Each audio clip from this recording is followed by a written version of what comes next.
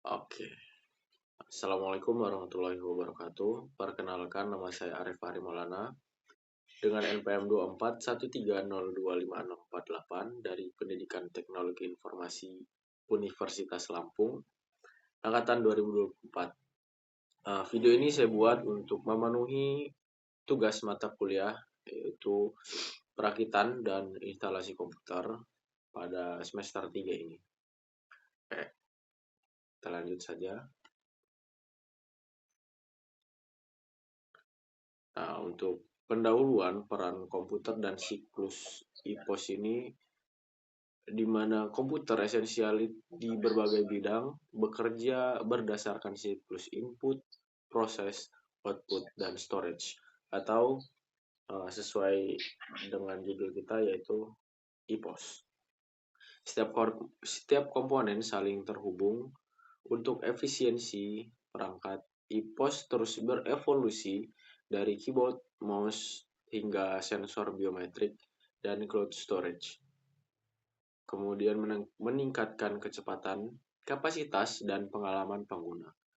Pemahaman IPOS penting untuk mengoptimalkan kinerja komputer di era digital. Oke, selanjutnya.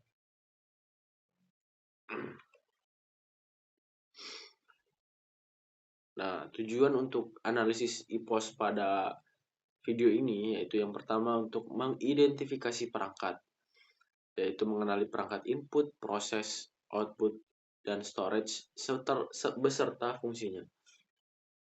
Kemudian yang kedua yaitu analisis perkembangan, di mana tujuannya itu menganalisis evolusi teknologi IPOS dalam mendukung kinerja komputer. Kemudian menjelaskan hubungan, di mana hubungan yang keterkaitan antar komponen IPOS dalam siklus kerja komputer.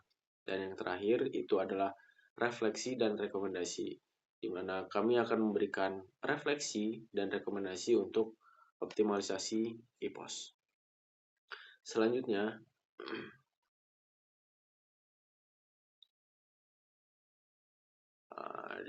ada perangkat input. Kita masuk ke perangkatnya. Input itu bisa dibilang sebagai gerbang data, di mana perangkat input berfungsi untuk memasukkan data atau instruksi ke komputer. Ini bukan sekedar media manual, tetapi alat interaksi yang aman, cepat, dan cerdas. Jika perangkat input, contohnya perangkat klasik seperti keyboard, mouse, joystick, scanner, dan kamera digital. Kemudian perangkat input yang modern itu seperti sensor biometrik atau sidik jari, atau retina juga bisa. Kemudian voice input, touchscreen, dan sensor IoT. Oke, kemudian selanjutnya yaitu unit pemrosesan atau proses ya. Jika sebelumnya kita membahas input, kemudian setelah dimasukkan kita melakukan proses atau otak komputer ya. Nah, di mana otak komputer itu adalah CPU yang mengelola eksekusi instruksi dan operasi aritmatika atau logika. Pemrosesan modern juga melibatkan GPU dan TPU. CPU ini yaitu control unit, arithmetic logic unit, dan register, kemudian cache. Selanjutnya GPU yaitu untuk komputasi paralel grafis dan AI, dan TPU itu khusus untuk machine learning. Kemudian selanjutnya perangkat output. Kita masuk ke perangkat keluarannya itu, atau bisa dibilang penyaji informasinya. Setelah dimasukkan, diproses, kemudian dikeluarkan, disajikan informasinya, di mana perangkat output menyajikan hasil pemrosesan komputer kepada pengguna yang kini membangun pengalaman interaktif dan impresif. Perangkat klasik untuk perangkat output ini meliputi monitor, printer, dot matrix, dan speaker. Kemudian untuk yang modern, monitor juga namun dengan kualitas LED atau OLED, kemudian printer 3D, virtual reality, headset, dan smart speaker. Oke, selanjutnya.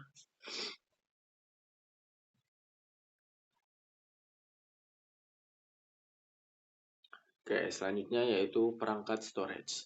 Setelah dimasukkan, diproses, dikeluarkan, kemudian disimpan. Di mana perangkat penyimpanan menyimpan data baik sementara maupun permanen yang menjamin data tetap tersedia dan aman. Untuk perangkatnya sendiri yaitu yang pertama primary yaitu RAM dan cache, secondary yaitu HDD, SSD, dan optical disk. Kemudian yang ketiga itu tertiary yaitu tape drive atau arsip. Kemudian yang keempat cloud.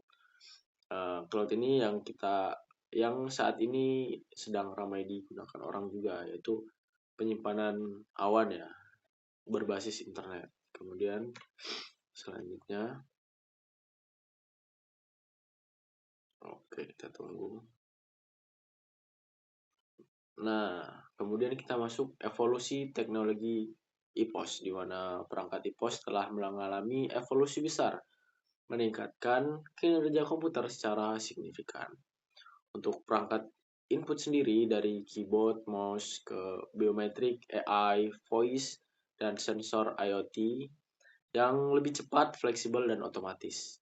Kemudian proses dari CPU single core ke multi-core, GPU, TPU, bahkan komputasi kuantum yang menyebabkan pemrosesan lebih cepat dan bisa menangani big data.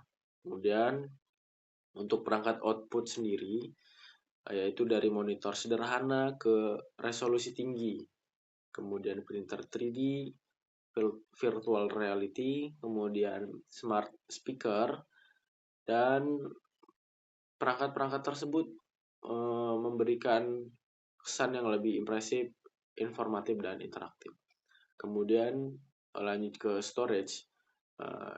Dulu itu floppy disk HDD, kemudian sekarang beralih ke SSD, NVMe, RAID cloud storage yang lebih cepat, fleksibel, dan mendukung kolaborasi. Kemudian selanjutnya yaitu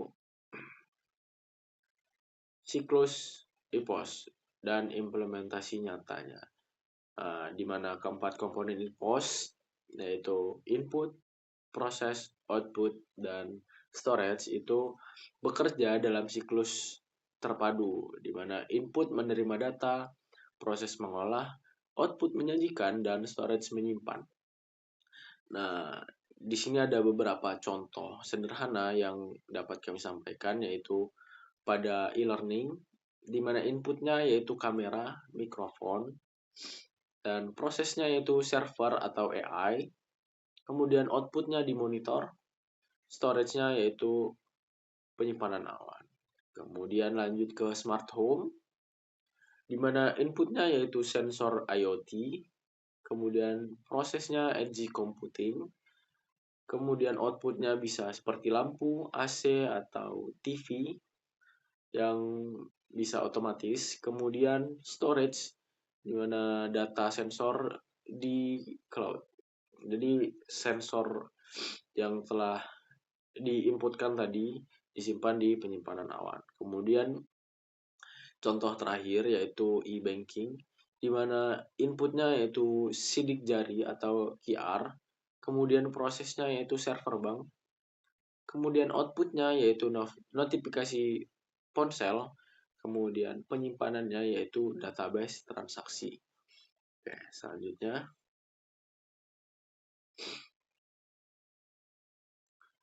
Nah, kita langsung masuk ke optimalisasi EPOS, di mana kami menyediakan refleksi dan rekomendasi dari analisis yang telah dilakukan. Untuk refleksinya sendiri, di mana input modern itu cerdas, tapi risiko keamanan data meningkat. Bisa dibilang kita perlu enkripsi yang lebih baik. Kemudian untuk prosesor, multicore kinerja yang tinggi tapi konsumsi energi yang lebih besar. Nah, sehingga kita perlu melakukan efisiensi dalam pemakaian. Kemudian untuk komponen output, VR atau virtual reality itu memberikan pengalaman baru, namun biayanya tinggi dan perlu inovasi yang terjangkau supaya banyak juga yang bisa menggunakannya. Kemudian lanjut ke storage, di mana SSD atau cloud penyimpanan awan itu efisien tapi bergantung kepada internet. Dari refleksi yang kami buat, kami juga memberikan rekomendasi. Yang pertama yaitu integrasi keamanan pada input biometrik dan cloud storage, kemudian pemilihan perangkat sesuai kebutuhan, kemudian selanjutnya yaitu pengembangan output interaktif, terutama untuk pendidikan, kemudian yang terakhir yaitu optimalisasi storage hybrid untuk efisiensi dan keamanan. Oke, mungkin itu saja yang dapat saya sampaikan dalam video kali ini. Saya akhiri, wassalamualaikum warahmatullahi wabarakatuh.